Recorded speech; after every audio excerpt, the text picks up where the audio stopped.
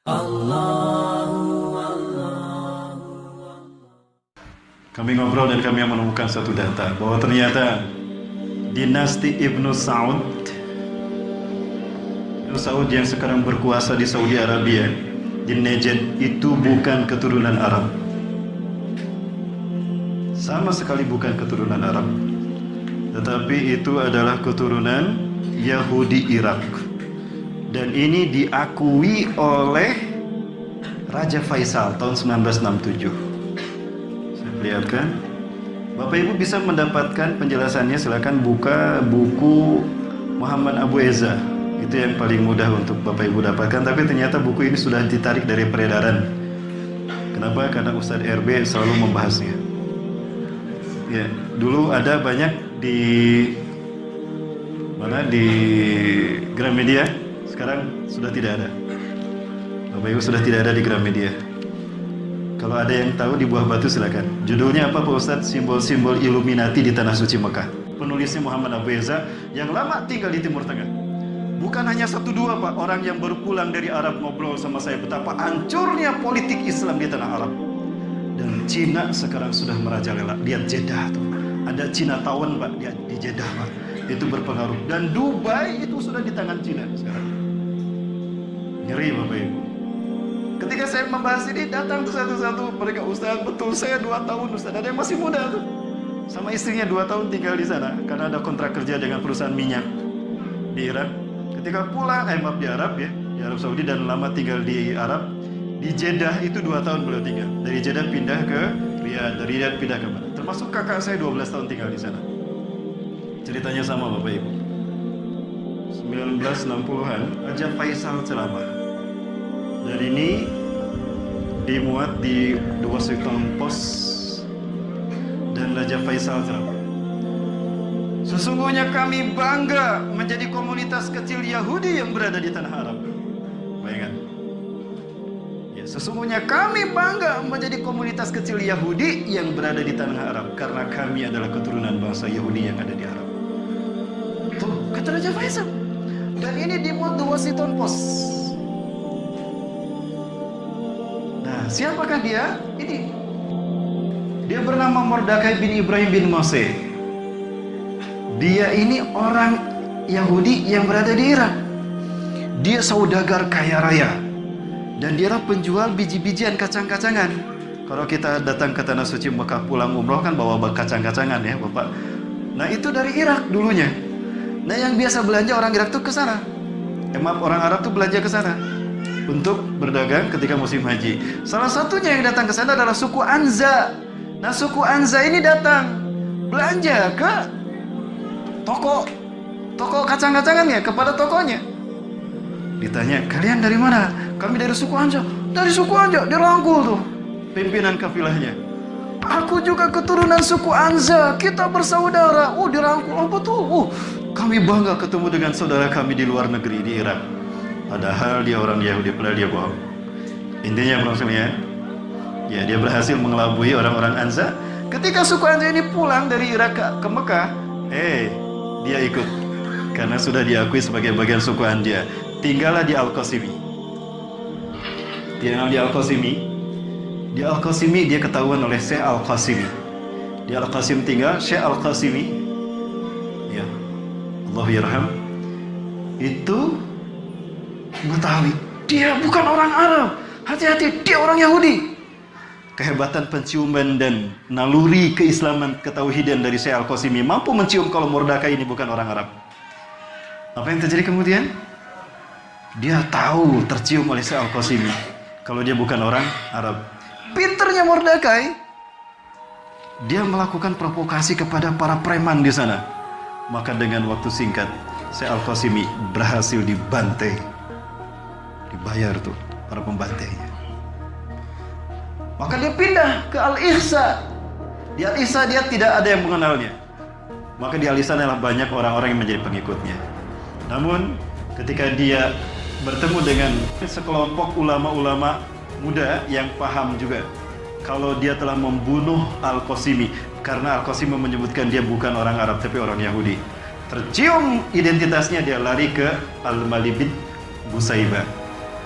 Walid bin Gusaibah ini dia berhasil mempengaruhi seorang pemilik perkebunan yang luas. Ya karena dia juragan perkebunan, maka tanah perkebunan yang luasnya puluhan hektar itu diserahkan oleh dia oleh saudagar ini kepada si Mordekai. Dibuat perjanjian, dengan liciknya dia bikin perjanjian seolah-olah serah terima kepercayaan itu kepada si Mordekai untuk mengurus perkebunan tadi. Di tanda tangan. Ternyata kalimatnya adalah menyerahkan itu kepemilikannya kepada dia. Lalu dibantai satu keluarga itu oleh si Mordekai. Dia melukai tubuhnya, pura-pura dia menolongnya, tapi para perampok sudah pergi meninggalkannya dan mereka tidak selamat. Mati semua tuh pemilik perkebunan tadi. Maka warisan itu jatuh kepada dia dengan kelicikannya. Dan apa yang terjadi teman sekalian? Maka dia berkuasa di sini dan kemudian dirubah namanya menjadi Riyad. Nah, di Riyad inilah dia menikah dengan wanita-wanita Arab. Maka melahirkan keturunan demi keturunannya. Ya, teman sekalian, Mordekai menikah dengan wanita-wanita Arab. Bukan hanya satu, Bu, Pak, istrinya, banyak.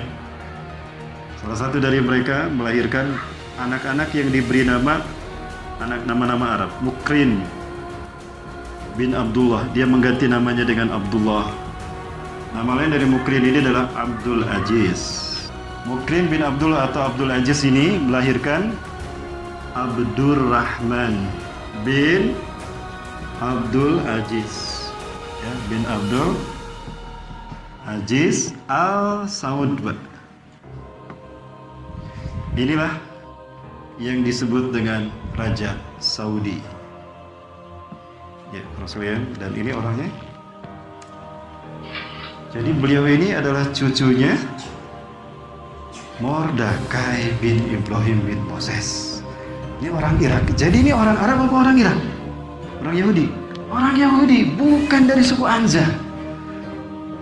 Ternyata ini juga dibongkar dulu oleh seorang peneliti sejarah terkenal di tanah Arab. Siapa namanya? Ahmad Shakir. Ahmad Shakir dia mengupload data-data kalau ini adalah keturunannya Yahudi Irak.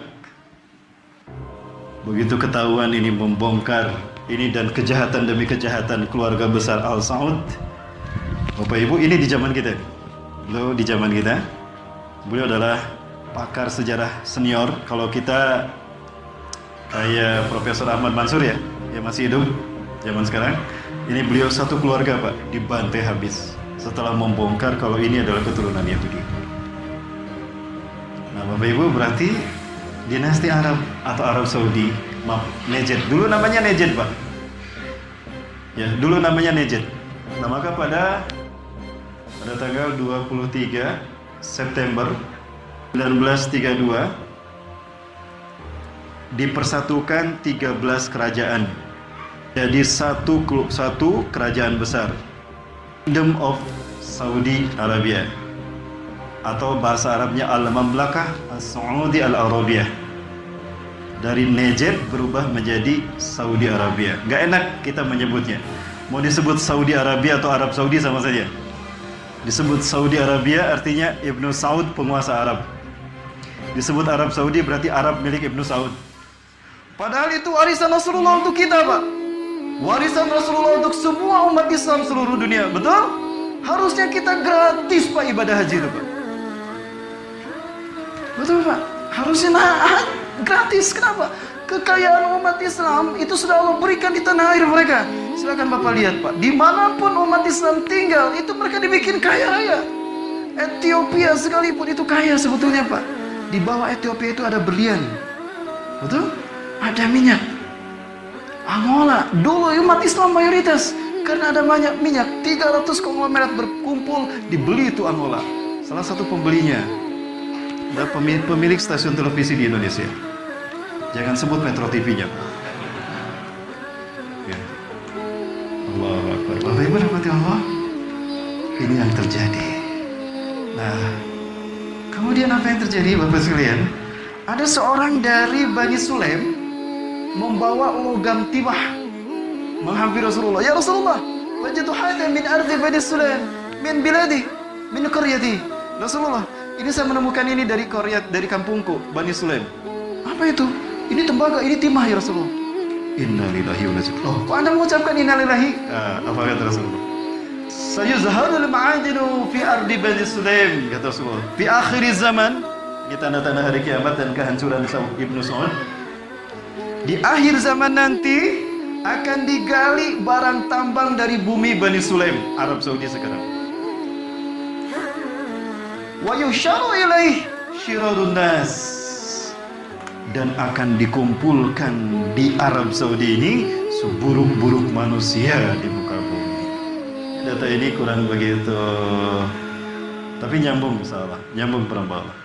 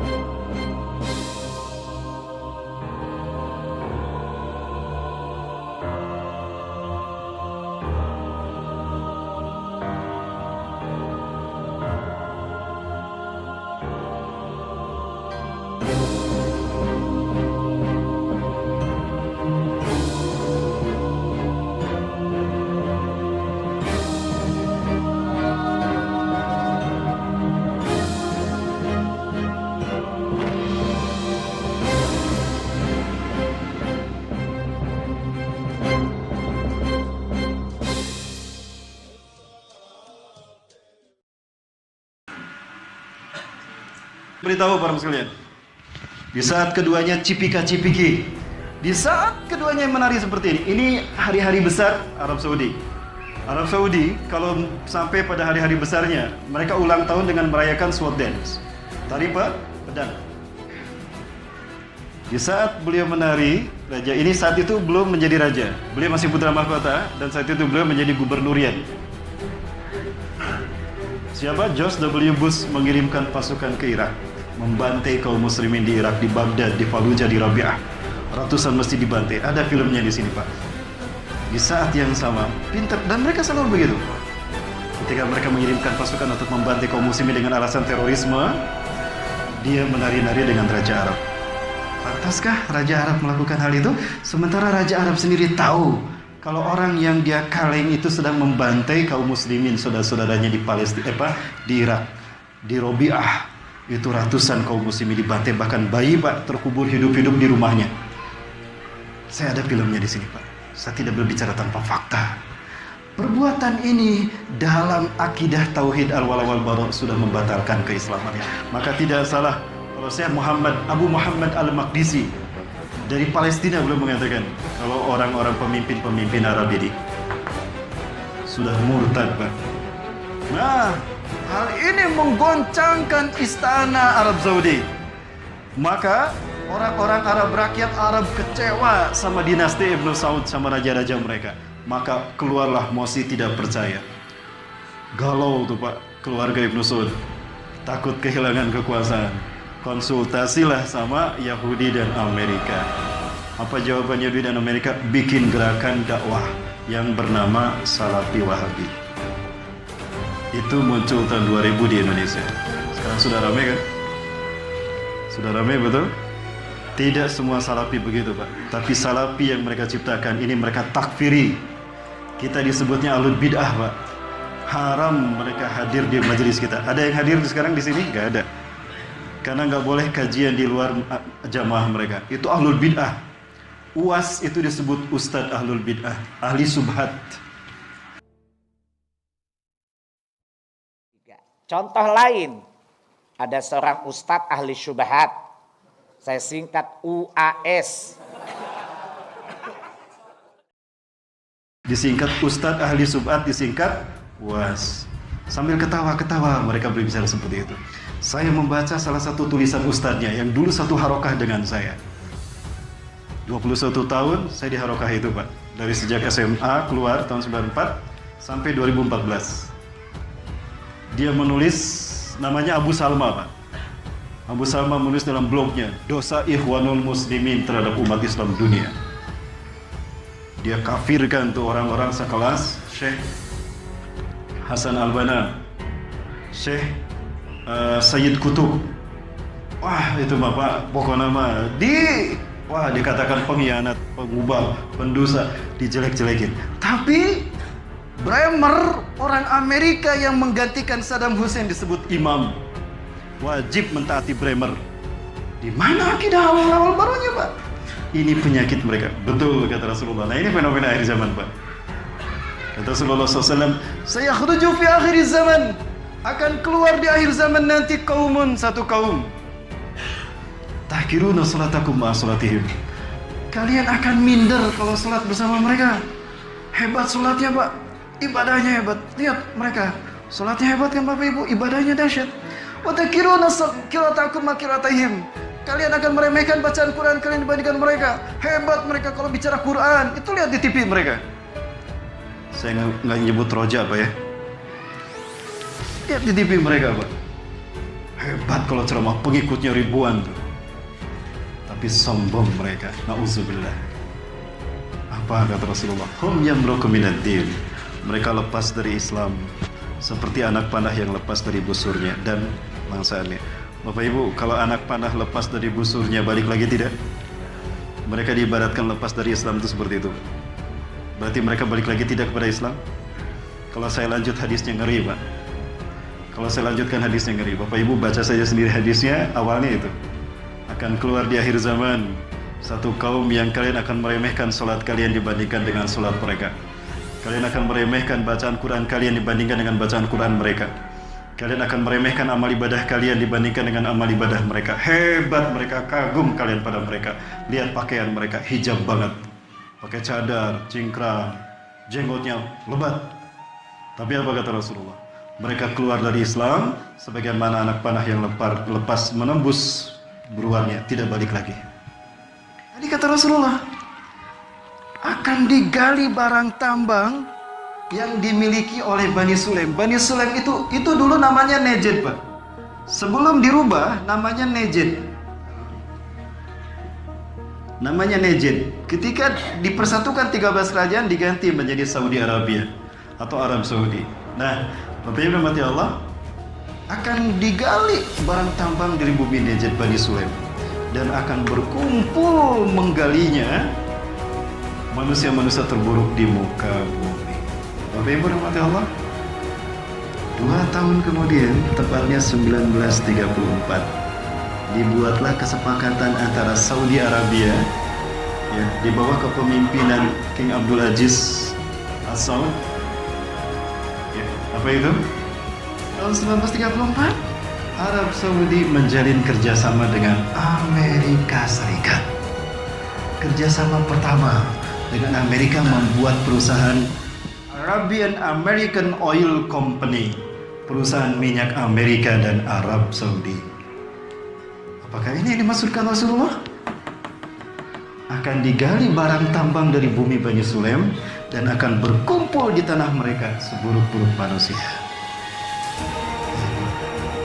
Saya ketika menyaksikan ini, di saat yang sama menyaksikan pembantaian kaum muslimin, para bola, saya teringat pada hadis ini. Dan lihat Saudi Arabia sekarang, kebijakan yang sekuler yang dikeluarkan oleh MBS ini jelas-jelas sekuler, memperlakukan banyak hal Bapak Ibu yang saya ngeri melihatnya ya. Di antaranya inilah, ini sebetulnya ada lagi yang lain, tapi ini lebih kepada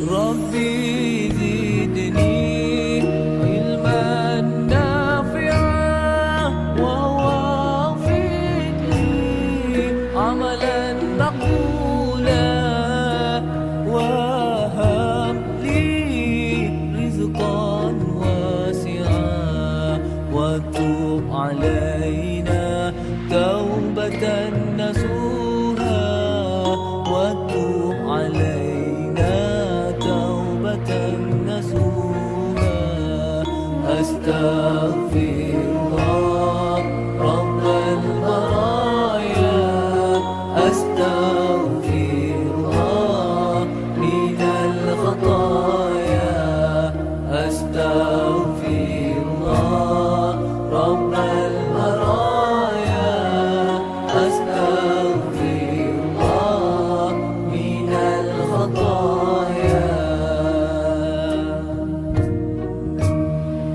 ربي. Main poker saja pakai gamis dan pakai sorban, Pak.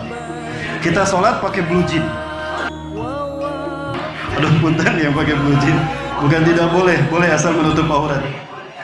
Kalian akan memerangi Jazirah Arab. Oh, ternyata perang yang akan pertama dilakukan oleh Imam Mahdi ketika dia baiat di musim haji adalah perang melawan Jazirah Arab, yaitu melawan raja-raja Arab yang munafik. Bukan memerangi Israel, bukan memerangi Rusia, bukan memerangi Amerika, bukan memerangi Cina, tetapi memerangi raja-raja Arab dulu yang munafik. Dibersihkan tanah Arab ini. Kenapa? Mengamalkan apa yang dulu Rasulullah SAW perintahkan, mewujudkan apa yang Allah firmankan dalam Quran surat At-Taubah. Innamal musyrikina najasun fala yaqrabu al-masjidal harami ba'da amihim hadha. Sesungguhnya orang-orang musyrik itu najis, maka bersihkan mereka dari Jazirah Arab. Jangan mereka berani-berani masuk ke Jazirah Arab setelah Fathul Mekah ini. Maka Rasulullah mengatakan, "Ukhrujul musyrikin min Jaziratil Arab." Bersihkan orang-orang musyrik ini dari Jazirah Arab. Kenapa demikian? Bapak Ibu, Mekah itu tanah suci. Kenapa disebut tanah haram? Karena lurus dengan arsy Allah. Sucinya arsy Allah hadir tuh di tanah suci Mekah. Tapi apa yang terjadi sekarang? Keluar dari Masjidil Haram, simbol Dajjal sudah ada di depan kita. Bukan hanya Masjidil Haram, Pak, di depan Masjid Nabawi pun ada. Lihat simbol-simbol kepolisian Arab Saudi. Patroli kendaraan Arab Saudi itu simbolnya satu mata. Keluar dari Masjidil Haram, kotor lagi kita, disucikan oleh ibadah kita. Kita mensucikan diri kita di Masjidil Haram, di Masjid Nabawi dengan ibadah kita. Keluar kita makan McD, keluar kita minum Starbucks, keluar kita bertransaksi dengan bank-bank konvensional ribawi. Dikepung tuh Mekah dan Madinah dengan hal-hal yang bersifat haram, apalagi yang subhat. Bapak Ibu, kembali paganisme menguasai Timur Tengah, menguasai Arab dan menguasai Mekah dan Madinah. Lalu siapa yang akan membersihkannya? Imam Mahdi. Dari mana titik tolaknya? Masjidil Aqsa.